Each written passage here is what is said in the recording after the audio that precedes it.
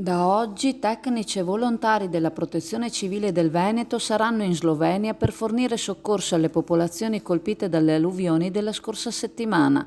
Il presidente della regione Luca Zaia ha annunciato che il sistema di Protezione Civile del Veneto si è messo a disposizione del Dipartimento di Protezione Civile Nazionale per supportare le operazioni di ripristino in territorio sloveno.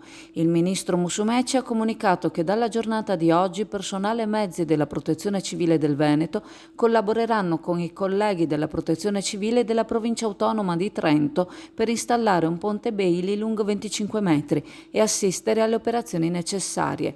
L'iniziativa è stata avviata in seguito a una richiesta del Meccanismo Europeo di Protezione Civile con l'obiettivo di individuare risorse come macchine operatrici e ponti Bailey da 20 a 40 metri. La Protezione Civile del Veneto ha reso disponibile un ponte Bailey di proprietà precedentemente installato in Val di Zoldo e la proposta è stata accettata dal Meccanismo Europeo di Protezione Civile. Questo sostegno operativo dimostra la solidarietà e la prontezza d'azione del Veneto in momenti di emergenza.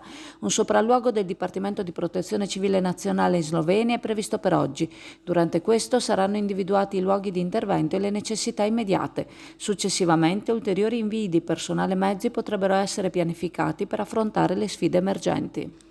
Qualcuno di nostra conoscenza afferma che si potrebbe inviare con la Protezione Civile anche l'avvocato Gioacchina, che magari capisce che l'idea di mettere un Bailey sul Brenta è una fesseria.